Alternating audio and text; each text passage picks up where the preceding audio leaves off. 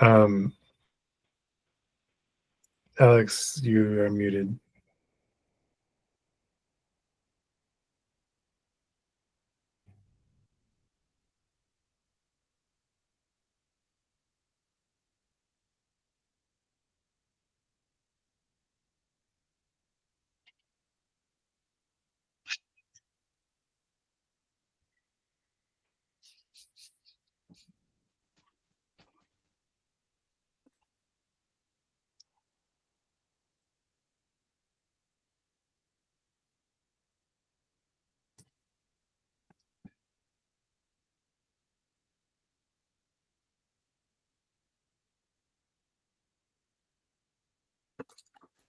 Huh. It says that I cannot unmute you.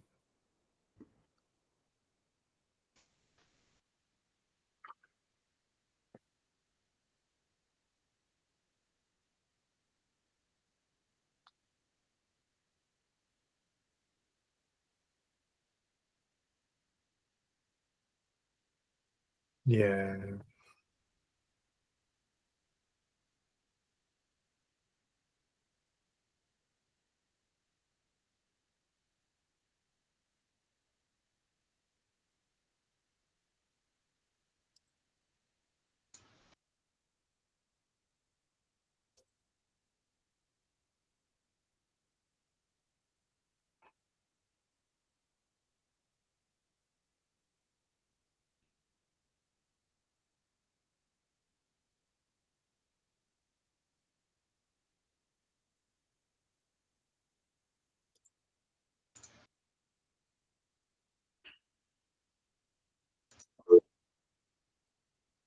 I think you need to unmute yourself.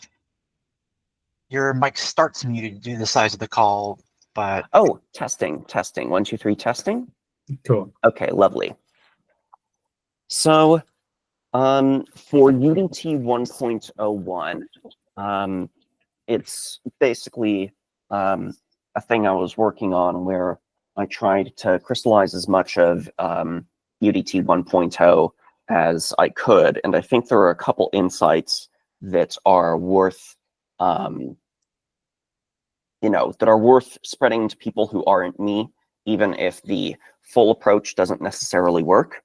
But basically, the idea is if you want a tiling result, it's got to be reflectively consistent. The algorithm has to be like, yeah, this is the best way to be relative to the various modifications. For naive UDT 1.1, computing the best policy in general takes double exponential time. Environment takes double exponential amount of data to describe. And it's basically relying on shoving a suspiciously large amount of information into the prior. And one of my claims is that you need to take some pages from learning theory. The standard framework of the standard Bayesian approach is that you have a prior over environments and, you do the best thing for the prior. The learning theory thing is that you have some batch of environments that you want to do well on all of them, want to converge to optimality in all of them simultaneously. And, you pick an algorithm and you're like, on all the environments in this learnable class of environments, I converge to optimality at such and such rate. My claim is that there are strong connections between the Bayesian perspective and this more frequentist, do well on blah, blah, blah class of environments thing. There are more specific links, but I would say that in general, if a Bayesian ever manages to be like, oh yes, lots of my prior probability is assigned to this batch of environments where I converge to doing well asymptotically. Yes. Point of order. We wanted to choose an interviewer to ask the questions. Oh, okay. Oh, all right. Sorry. Any volunteer for interviewer for this session?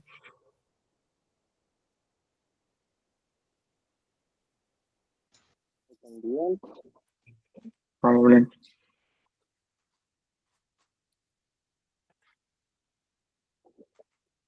Sorry, I'm muted.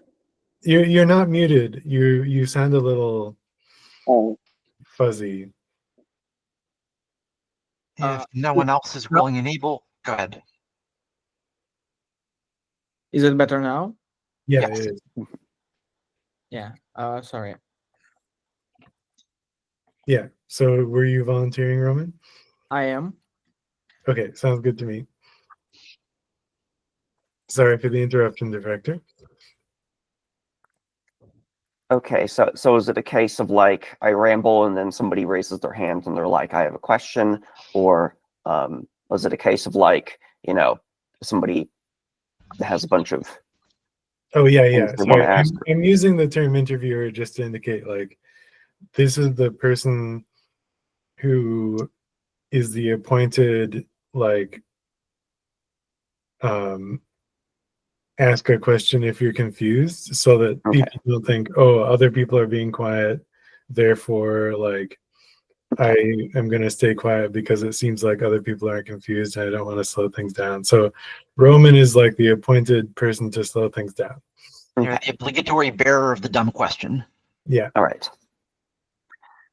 So I claim that if a Bayesian has a prior and they make an argument that's like, I assign hyperprobability to environments where I converge to like nearly optimal behavior, they are implicitly doing a learning theory thing. And there is a corresponding set of learnable environments where maybe you don't get learnability in a precise technical sense, but you're still doing something very learning theory-like of the form. This is the set of stuff I want to converge to doing well on. This algorithm converges to doing well on all this stuff. Bam. And leaning a bit more into the learning theory side of things, the part where there is double exponentially much data is, to describe a UDT 1.1 environment in full generality, is a really big problem. And it basically says, yeah, this is completely intractable unless you restrict to something more practical. If we sort of modify, people here have heard of Markov decision processes, right? Yep. So if you try to naively adapt Markov decision processes to like a UDT sort of scenario, we get to the case that, oh, hey, there's exponents showing up in the regret bound, which isn't good. If you're playing the same MDP, repeatedly over a bunch of episodes, you're like, all right, got 100 turns in, time to reset, keep practicing this. It can take a double exponential amount of it can take an exponential amount of practicing. And in general, it seems like, if you want to do UDT right, you've got to learn what's running around in the environment, how well it predicts you, do experiments, figure out what sort of acausal and retrocausal links actually exist. Oh, all right. Yes. Yeah, I just wanted to ask, like, how would a UDT agent learn if you are implying that? Like, it's like it has some fixed prior, it sees some observation in Markov decision process, and when it sees it again, it's going to do just the same thing, right? So we don't have a very specific algorithm, but for a general framework, we can take like episodic MDP learning, which is like we are playing an MDP for this much time. When we get to the end, we reset and try the same thing again. We can generalize the MDP to like depend on the policy. We can make a sort of policy dependent MDP. And we can go like, all right, here is a class of policy dependent MDPs. We are repeatedly trying these. They depend on the policy I pick in a particular way. How many times do I have to practice this before I converge to like a good updateless policy? within an episode. You can like prove regret bounds about that stuff. So it's environment which learns in some sense. Yeah, one of my non-trivial claims is that UDT is actually shoving the learning bit into the math it's doing and the prior, and it's more about, and that it basically, the problems we've been having with UDT is that secretly you can't make something that's fully updateless, but what you can do is make something that converges to outperforming a bunch of simple pre-commitments. So when we're thinking of this learning setting for UDT, it's something like, if you kept playing counterfactual mugging over and over, can I write down an algorithm that converges to, you know, repeatedly doing the updateless thing within episode?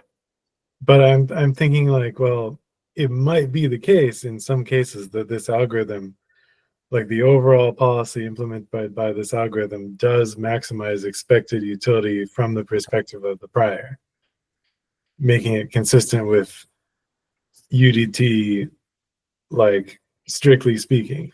It might also be the case that this is not consistent with UDT strictly speaking in this way, and it's actually like doing some updating and just converging towards updatelessness in some way.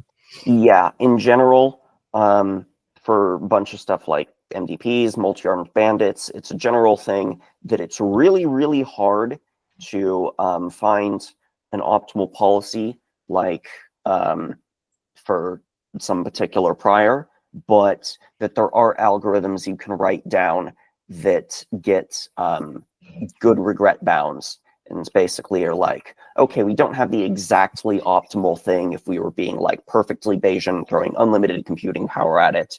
But this particular thing, for all the environments in blah, blah, blah class, it converges to optimality at blah, blah, blah rate or better.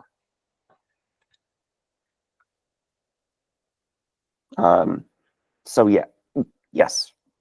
You mentioned right at the start something about we need to take a technique from learning theory. I didn't quite catch what it is that was.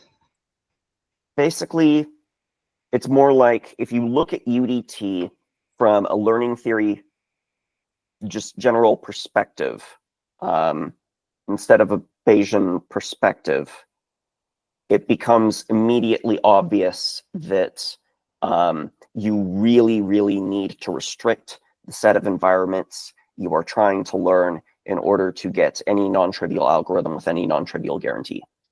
Okay, got it. So yeah, if we imagine an episodic setting, you gotta like learn what's running around in the environment, how good they are at predicting you, maybe do some sorts of experiments to figure out the acausal and retrocausal effects, what sort of pre-commitments are good versus bad, when to defer to your future self. That seems like the sort of thing that is difficult to figure out a priori at the start of time. And moving on to UDT 1.0 versus 1.1, there is a specific subclass of environments that looks way more tractable than you know, environments in general, and feels like a good starting point for coming up with any algorithm at all. The basic essence of UDT 1.0 is that it's changing your decision at a particular point.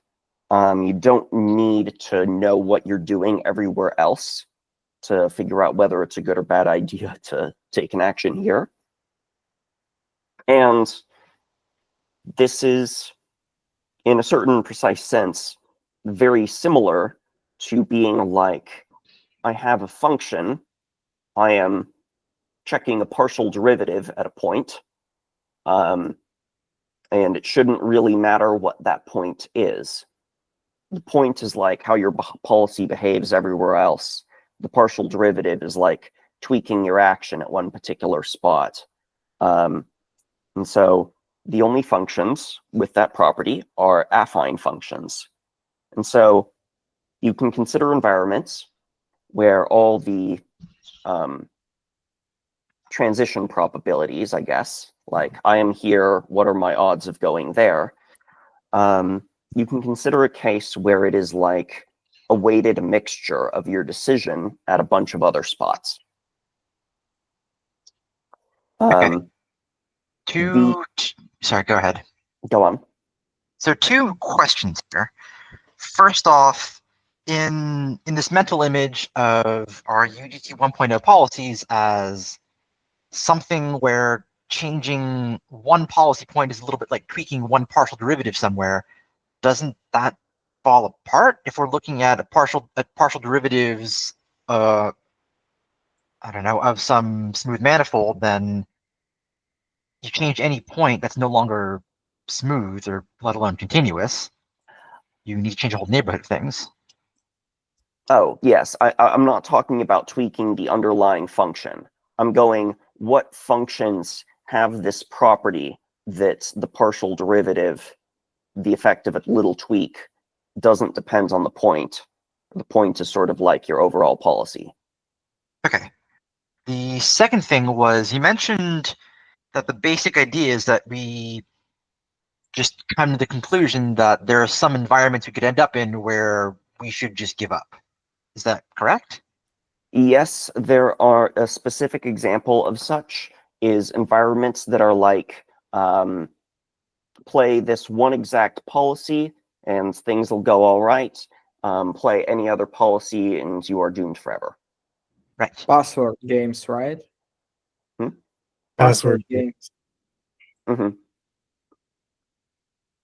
Or like Yep. the heaven and hell game where you Yes. choose between 2 options at the beginning, and Mhm. then it turns out those 2 options were heaven and hell, and you just can't do anything after that. Mm-hmm. Yep. So this was sort of inspired by going like, make simplifying assumptions, assume everything is linear. Can I Is there an find any? example? Is there an example of this that doesn't involve some variety of irreversible state change? Like, not something where actually the only move that matters in this game is the very first one or the 37th one or whatever. And apart from that, literally nothing you do matters. Or, I mean, or conversely, this thing where actually there's just this magic constant that you need to guess. And any other move you could make is irrelevant. It's just wrong. Is there anything that's neither of those? Or is it just like 2 major things? I am unsure, and that would be an interesting thing to look into. Okay. So we can imagine environments where the transition probabilities, are a weighted mix of like your decisions you make at all the other policy points. These are called affine environments. And there are probably 3 really notable things about them. First, given any environment, if you have a default policy, you can get a corresponding affine environment for basically the same reason as you can take the derivative of a function at a point and get like a tangent plane.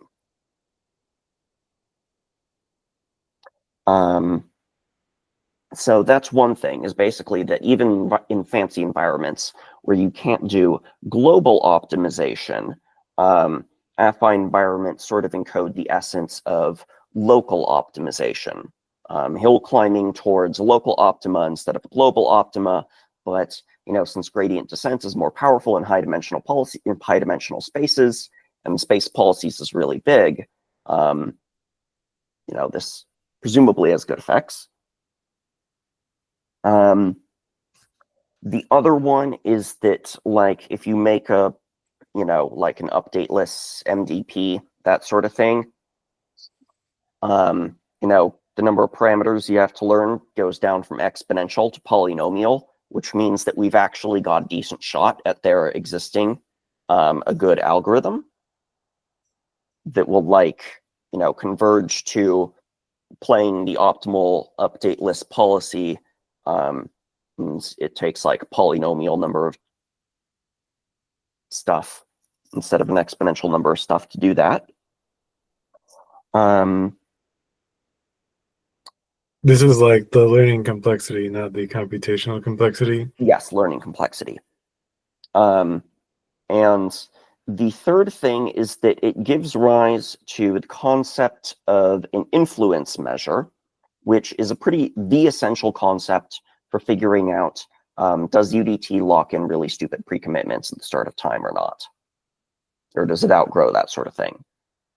The influence measure is basically, you can take any particular spot, like let's say the start of time, and you can go, what decisions at what other places in this tree contribute to what happens here at the start of time?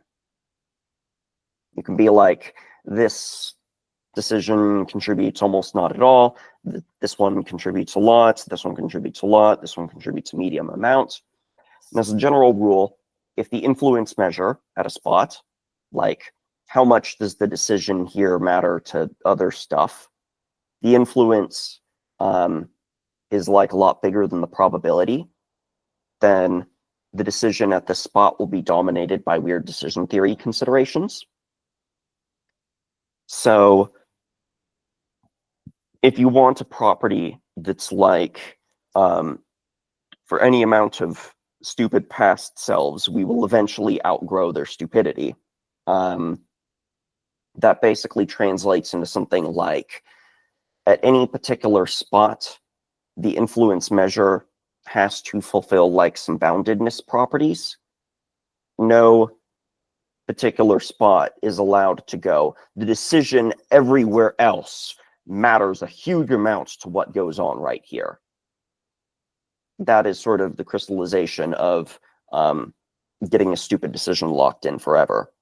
That everywhere else is like, oh, I gotta make this guy go well. So once you have the concept of an influence measure, or generalize it, that sort of tells you like sensitivity. In a certain sense, a decision at a particular spot can claim like, this other stuff is important to making me go well. And there's sort of a requirement that, it isn't allowed to be too loud.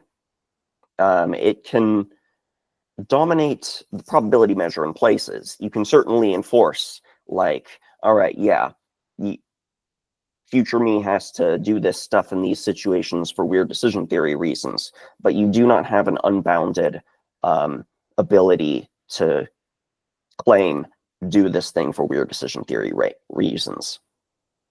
There's got to be sort of like a limited budget for the scope of a pre-commitment, or the scope of do this thing for decision theory reasons. So it's like Omega over here, by offering us $100, can cause us to, in this other branch, give Omega $10. Yes. But not in infinitely many nodes. Yes, an Omega that is like, you have to do the right thing in all these branches, is overdrawing its influence budget.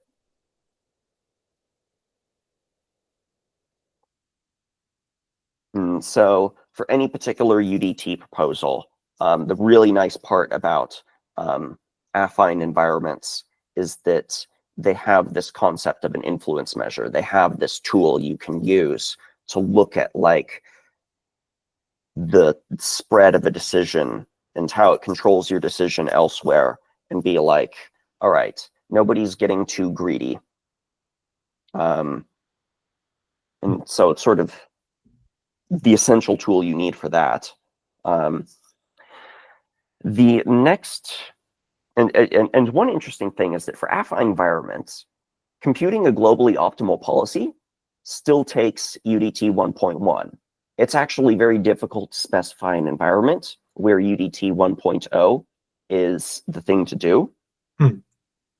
but we can sort of restrict our ambitions to be like UDT 1.0 captures sort of like a local hill climbing gradient descent sort of thing to keep walking up in policy space. Can you give an example of why UDT 1.0 is still inadequate for affine environments? It's basically because affine and all the transition probabilities does not imply that over the overall equation for expectation for expected utility is affine. Oh, You got like, linear function here, and a linear function here, and like a big tree, and you're multiplying all these linear functions together. What you actually get is a squiggly polynomial of like expected utility, not expected utility being overall linear. so why are we considering the affine condition on these transition probabilities instead of directly on the expected utilities? Because you can sort of go, you can sort of like take a derivative of expected one, because affine just expected utilities is a really, really strong condition on environment. And the other piece is basically that UDT 1.01 is basically something like take a little derivative of expected utility, and I can expand this into something that just depends on a bunch of these other affine terms. Basically, you can sort of hill climb with UDT 1.0, even if you can't find an optimum. Yep. Global optimum. It's hard for me to like get it on the fly, like on the words. Is it possible for you to have a board and draw some formulas on it, or maybe you have some slides with I kind of don't understand what does it mean for environment to be affine. Like I hear that it's mixture of your decision in other branches, but I don't know what does it mean. You could bring up what you've written and share it on the screen. So I think that me working out how to pulling up like a new drawing software sort of thing, would burn a bunch of time. And the other thing is that it's spelled out in a much more detail of actual equations in post 2 of my less wrong sequence. So think of this as just sort of a pointer instead of a full. Yep. The next sort of broad thing, besides affine environments are really cool, and they give you a tool for figuring out the extent to which you lock in bad decisions, is that is the thing I mentioned about how UDT keeps implicitly updating, and you can't get rid of that. You can't get a like fully updateless thing, because in computing the optimal policy, you are going to do a bunch of computations to get numbers, like what's the probability of this thing if I do this thing over here. And if you are, looking at your math intuition module or logical inductor to, figure out what to do, then, oh, hey, that is something where if you tweak it, you affect your decision. That is, in a certain sense, an observation that you are updating on. And you can try sort of externalizing this and going, all right, let's say we're going to be updateless about more things. Even now, we're going to have like observations of my logical inductor count as observations to be updateless about. And this then produces an even bigger problem. And My claim is that it is sort of like a rug that is too big for the room, and when you push down on a crease somewhere, the crease pops up somewhere else. And I would say that taking this seriously and going, all right, let's abandon the quest for full updatelessness. How does this change our view? It sort of points to a thing where there are two sorts of observations, maybe not clearly distinguished. One is what I'll call planables, the sort of observation that like shows up as an input to a policy, the sort of thing that you can like make pre-commitments about, the sort of thing that you are like explicitly considering as what do I do in this situation?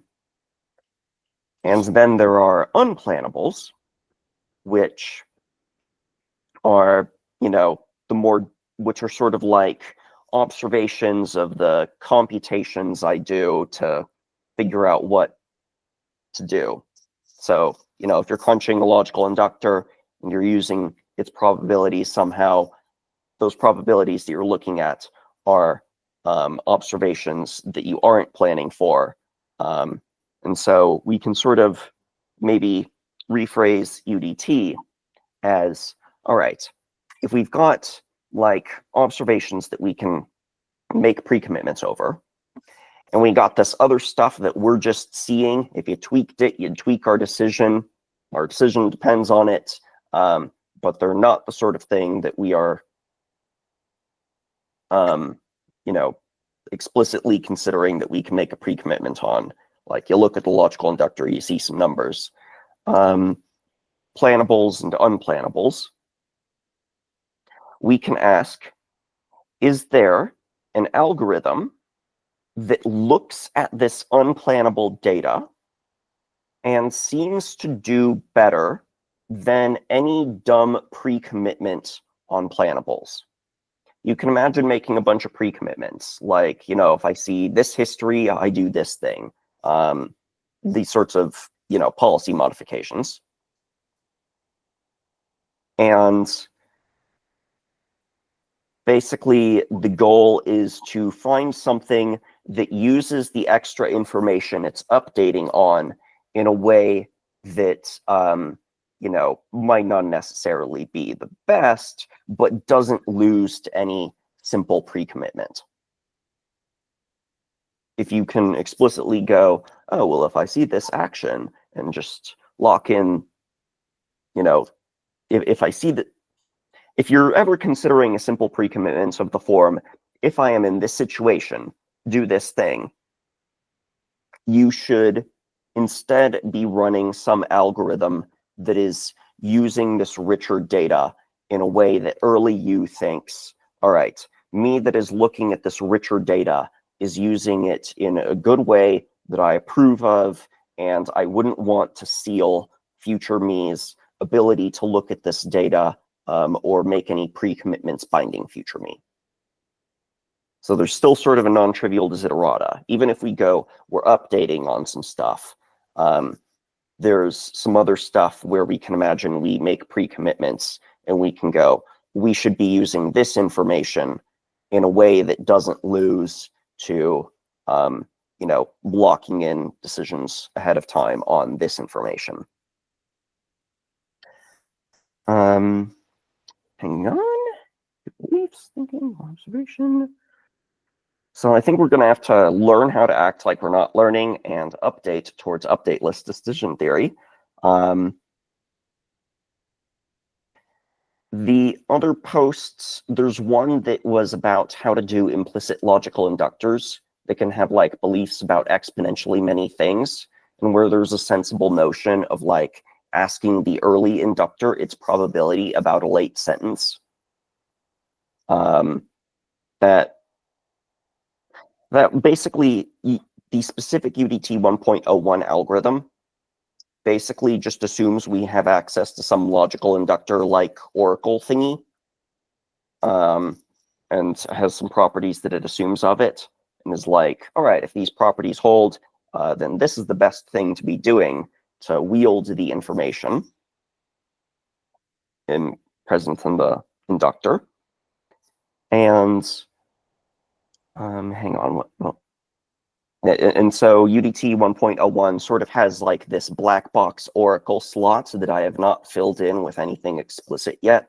So the stuff about how to broaden logical inductors was, I think, kind of a big step in filling in the oracle black box, but I still don't have like an explicit thing that's supposed to go there. Yeah, So so this is probably similar, but somewhat distinct to the work that we're doing, like looking at Bayesian logical induction and other additional rationality constraints that we can add to logical inductors. Yep. Yeah, so I do have an advance on logical induction in that spot. It doesn't get everything. And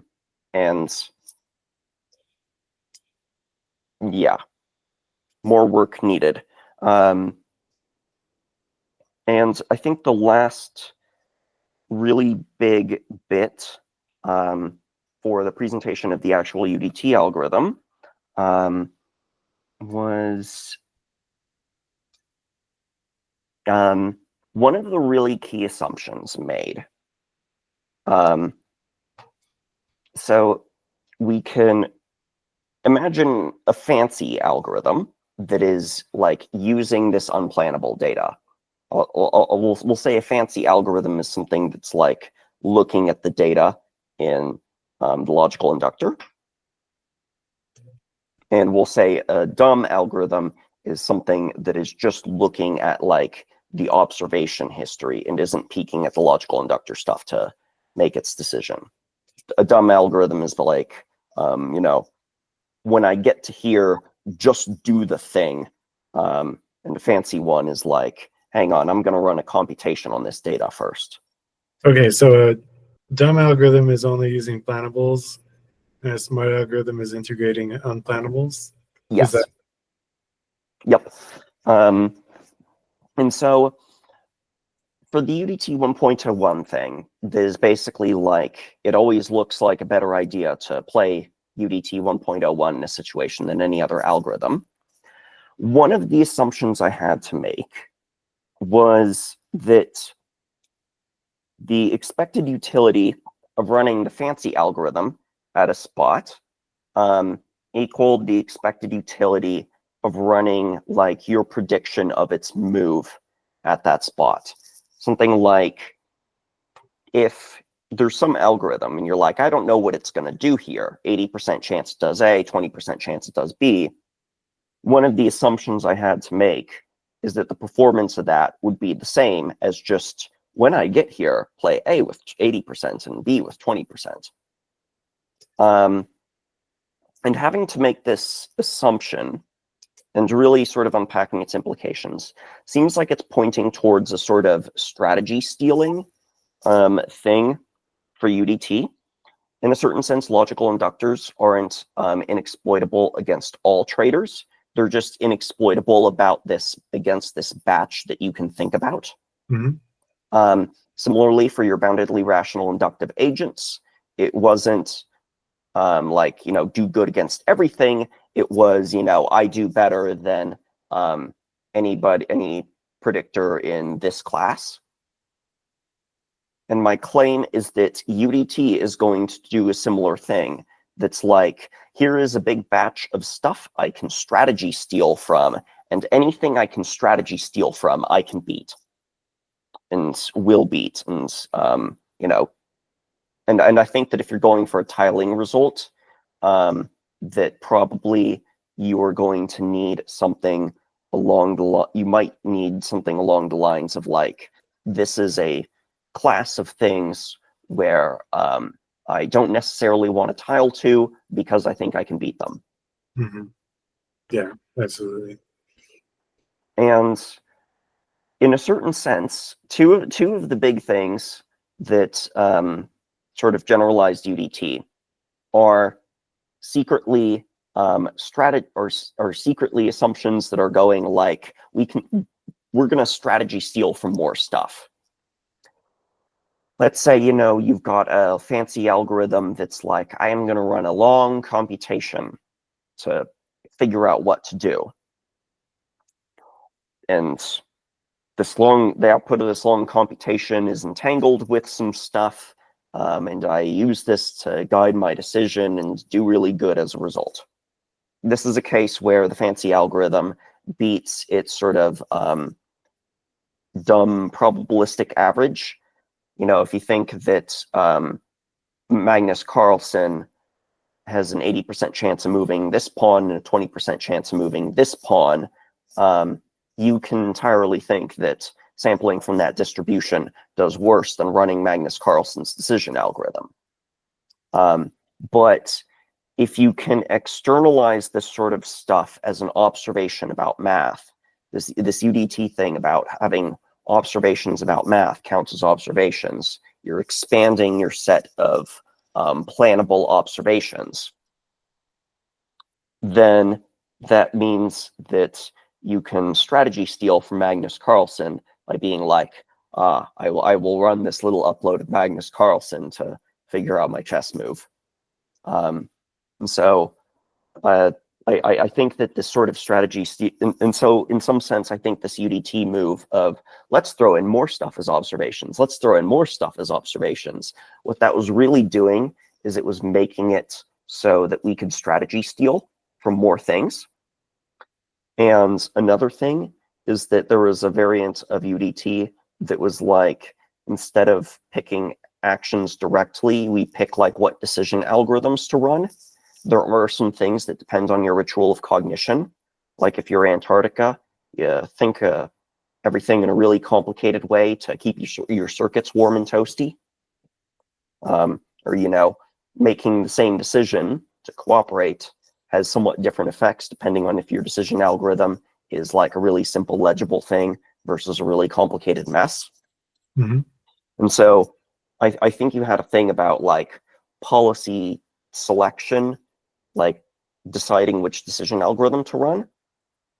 And my claim is that this is also an example of enlarging the space of things that you can strategy steal from. Expanding. Is this like enlarging the space of planables? Or is it also like inclusive of enlarging the space of unplanables? I would say that externalizing more math as observations expands the set of planables. This is more like enlarging your action space. Run fancy algorithm to figure out action.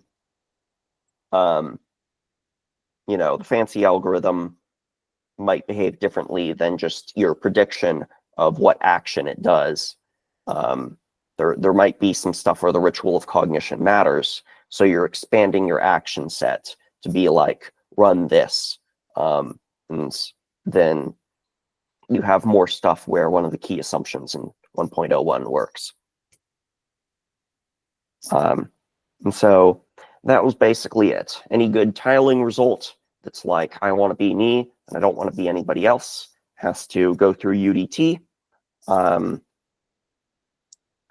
UDT, the standard thing is sort of implicitly shoving a titanic amount of information in the prior.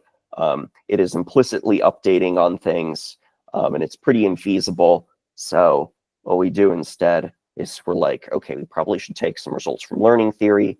We should probably look at like MDPs, but update lists, and try to come up with something for that. We got a good class of environments that also very well formalizes this thing about, you know, to what extent are you enslaved to the pre-commitments of your stupid past self? And yeah, if we can't get rid of update lists, if we can't get rid of updating no matter how hard we try, then the goal shifts to being like, how do we use this information we're updating on in a way that doesn't lose to any pre-commitment we could make, where past you wouldn't want to seal future you's ability for how to react to stuff. There's a lot more details and like the less wrong thing in the PDF I linked, but that's basically it. And anybody who wants to look at, you know, my modifications to a logical inductor, the relevant post is kind of self-contained if you're just doing that. But yeah, that's basically what I worked on. I'm curious if you could summarize the actual tiling theorem proof. So, all right, let me just pull up the relevant thing. Downloads.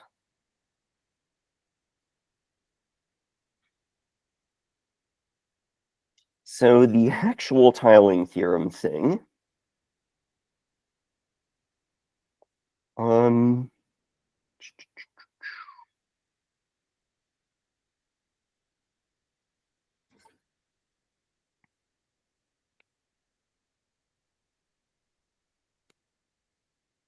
Okay.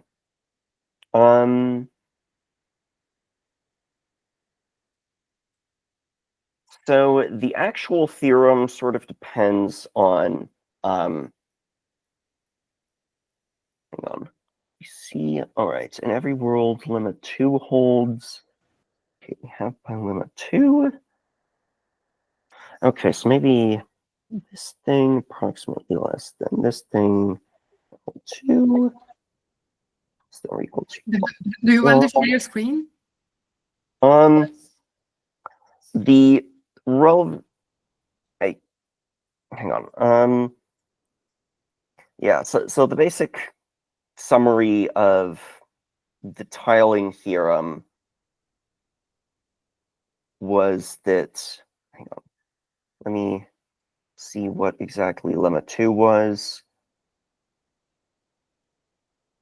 Minus linearity, affine downward reduction. 1.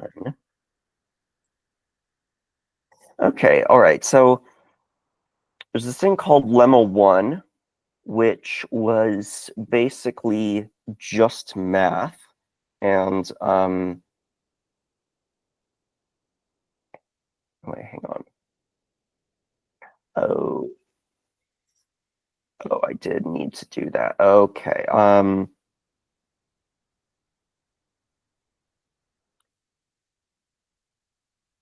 Inductive influence proof.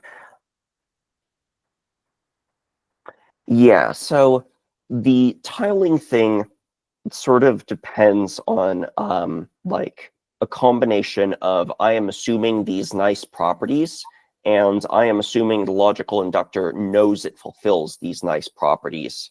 There's basically a few steps in it where I like prove a thing, assuming some nice properties of the inductor, and then I'm like, I assume the inductor can see this proof.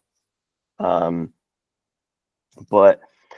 wait a minute. Were you asking about the proof of the tiling thing, or were you asking about the results of the tiling thing?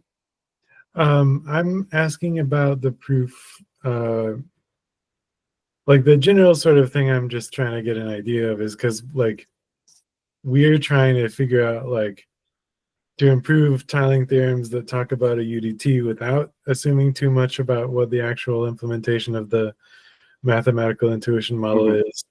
And then at the same time try to like figure out what the mathematical intuition module is and then try to plug those together. And so we're trying to bridge that gap by kind of guessing what the the right general format of the tiling theorem is, so that we can try to build something with those properties while at the same time trying to figure out what the right properties are so that we can guess the general form of the thing. And so like some idea of how you've bridged that gap, even though you also have like a little bit of a mystery box left with not really having the mathematical intuition module fully specified, could possibly help our intuitions. I think this might take a more detailed analysis, because now that I am looking back at the proof of Theorem 2 in the PDF I linked in, the Miri Discord. I mean, there is some sketchy stuff, like if Theorem 1, Lemma 2, and some other stuff that logical inductors asymptotically learn are true at time 0, then blah, blah, blah, blah, blah. Yep. So it seems like it's the sort of thing where like I spell out all the details, but chasing down all the specific spots where I make a sketchy assumption and exactly what sketchy assumption I make seems like the sort of thing that I should probably do and compile just into like a short little note of like, all right, for my tiling proof, I assumed blah, blah, blah, blah, blah, blah, blah, and blah. But yeah, past me was a bit sloppy about this. Looking at this. So like a more specific kind of question. All of the sketchy tiling proofs that I've considered so far, I'm trying to do Vingian tiling. So it's not like seeing what action is taken ahead of time. But it seems like I'm like basically forced to make assumptions that are almost as strong as it sees what actions it takes ahead of time. Like it needs to have like a pretty good idea.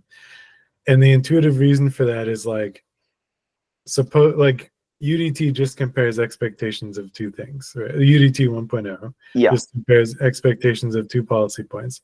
So if one of the policy points is modifying the future self, like let's consider a chess game, and I haven't yet considered all of the moves I might take.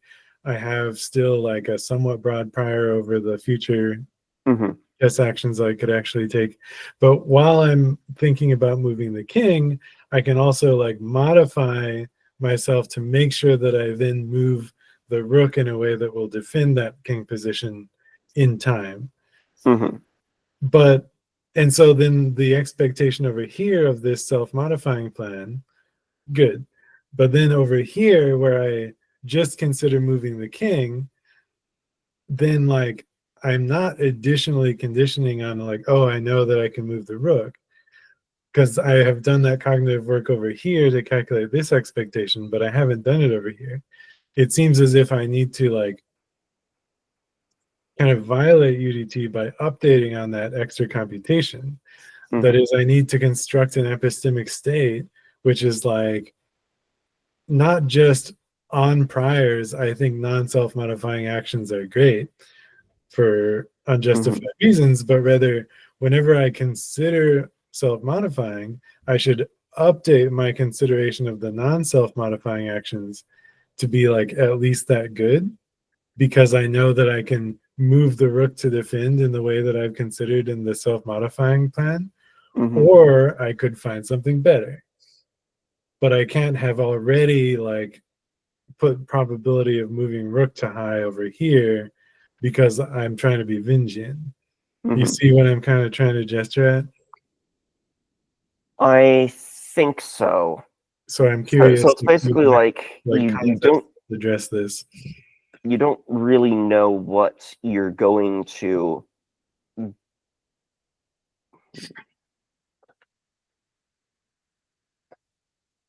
I think that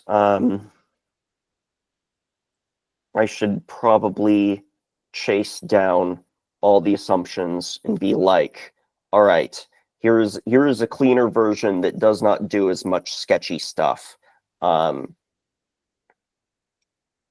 Here's like your little compiled list of assumptions that went into my tiling proof, and you can see whether it addresses that. All right. But looks like we lost Roman. Oh, Paul, I can't hear you. Still can't hear you. Sorry about that. I picked the wrong. Oh, yep. Picked the wrong audio option. I guess I'll take over for the last little bit. I had more of a look, and I had more of a look at the Discord link that Hannah posted. That where you spend a little time talking about what was in the various stuff. Yes. Oh, hi, Roman. I was going to ask about.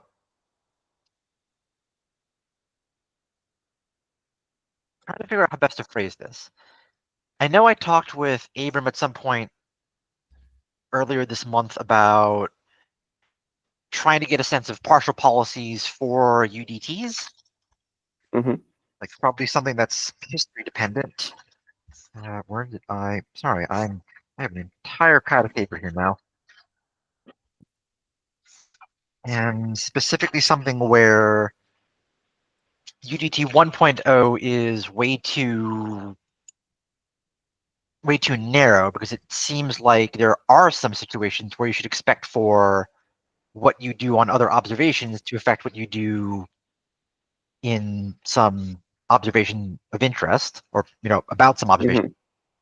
Whereas UDT 1.1 is actually, we're just going to freeze the entirety of this policy at the beginning of time. And Mhm. both of those seem unsatisfactory.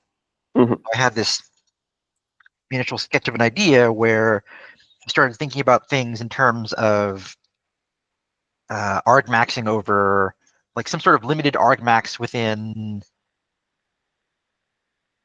I think what I've got written here is partial policies over situations, but that have to take the form of some kind of argmaxing over the history you find yourself in, even if like either argmaxing over the history you find yourself in, or at the beginning of time only ever having argmaxes over partial policies. Like never something that you're freezing the whole thing all at once, but rather in this class of histories, this is the kind of thing I will do. Or here are some Mhm. conditions under which I'll consider two observations to be basically the same thing. Yeah. I think that 1.01 doesn't fully address this. I was thinking that some sort of like chunking histories together as one thing. There's probably some deeper thing available to find about, maybe it isn't just stuff you can plan over and stuff that you can't plan over. Maybe there's like finer distinctions. Maybe you can like coarse grain and fine grain things. Just off the dome, it seems like there should be some observations that, depending on which history you're in, are either plannable or unplannable. Like, here is something that I've seen before. Because I've seen this before, this thing which would otherwise have been unplannable is now plannable because I know the consequences of something about that observation. Yeah, that's the sort of generalization that I didn't look into, but that would have been really interesting. For me, I just had a strict division between data that you're receiving from the external environment and like observing your logical inductor stuff. Like, you specifically never change your lookup table once you have it. Yes, the important thing is that these lookup tables, since they have to have opinions about late things, they aren't really lookup tables. They're more like, feed something into me and I will have opinions about it. Yes. They're more like algorithms. It's a lookup table of functions. Huh? It's a lookup table of functions. It's here is you go to the observation, you pull out the entry in the lookup table, and it goes, here is the thing that you do under this condition. Here is how you process the incoming data to come up with an answer. It's not like you get a cake recipe, not a cake. Not. What it specifically was is that if your inductor thingy is having opinions about like the probabilities of various things and expected utilities for various branches and like influence of this decision on blah blah blah, that's the sort of thing that they have opinions about. It is possible to ask an early thing for its opinions on a very late thing, for its opinions on what would happen if you did something very late. My claim is that given that, and making a bunch of sketchy assumptions, that there is a specific computation to run that is a good one, that is UDT 1.01. It's basically like you take these influences and these probabilities and these expected utilities from, various past U's. And, if you're thinking about like effects up here, you wouldn't ask U at the start of time about it. You'd ask like U up here for it. It's kind of like, I will defer to my past self, but I will defer to the latest past self that had the power to make the pre-commitment. Yes. And it's basically like, yeah, I got my history of past opinions. I can ask them about later stuff, and I will ask them about this and combine it with blah, blah, blah, and bam, that is how I decide on what action to take. Okay, I think I see that. So in what sense would you say that this is kind of a midpoint between UDT 1.0 and UDT 1.1?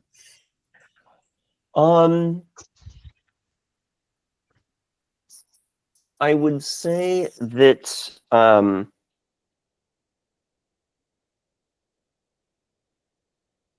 it just felt like it had too many insights that weren't present in previous posts about UDT 1.0 for me to be comfortable going, this is just a straightforward implementation of UDT 1.0. Okay. And so I, ticked it up a little bit. So it's more of an increment feeling than a midpoint feeling. Yeah, the other thing is that I think the original thing I showed you about UDT 1.0, when I did a more detailed analysis, I was like, hang on, the more detailed analysis indicates that there's some funny stuff going on with like agent simulates predictor type problems. Let me think more about this. And I realized that when I did the more detailed analysis, that it kind of felt cleaner, felt more like I was unearthing something that already existed rather than pulling something out of my ass. And it sort of naturally spat out a thing that can let it get the right answer on some agent simulates predictor type problems. Mm. So that's another thing, is that this is an increment over the original UDT 1.0 thing I showed you. And it felt clean enough to deserve to clutter the namespace a little more. Yes. Roman. Yeah, I wanted to ask, like, you mentioned that in order to prove something about logical inductor, you needed to assume that this logical inductor knows about those assumptions, knows about its own properties. In what sense does it know? It means that it has a probability close to 1 to the statements or something. So what I mean is that assuming like, okay, let's say that we make some assumptions that, and we're like, we want a logical inductor to have these nice properties, blah, blah, blah assumption here, blah, blah, blah assumption there. We can put them together and derive an inequality between two things. And what I mean by internalizing that is that then, if we're like, A is asymptotically less than or equal to B, then What does it mean to at have early B? times, the inductor will go, my expectation of A is, approximately less than or equal to my expectation of B. So logical inductor has some expectation. You mean probability of A is less than probability of B? Yeah, something like that. Basically, it's sort of, if you go, I can prove this inequality if I assume that the logical inductor does blah, blah, blah, blah, blah. We sort of want the early inductor to recognize that approximate inequality exists. That in a certain sense, you can take an early logical inductor, be like, hang on, I'm gonna, shove this proof about or shove this approximate proof into you. And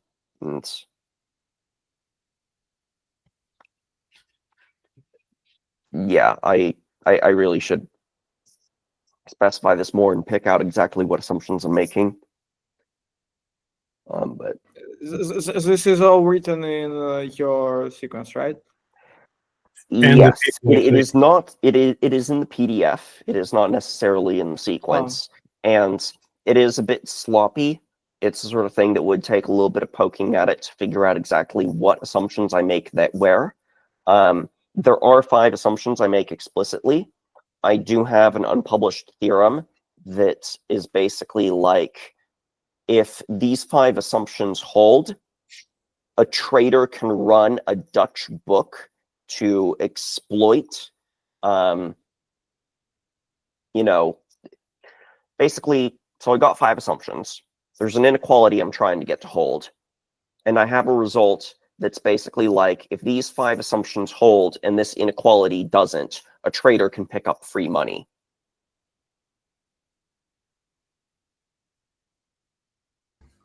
Okay, thank you. All right.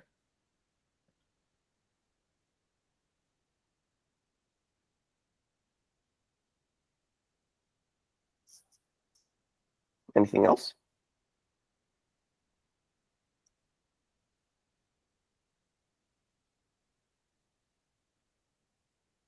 Well, that's all the questions I can think of at the moment. All right.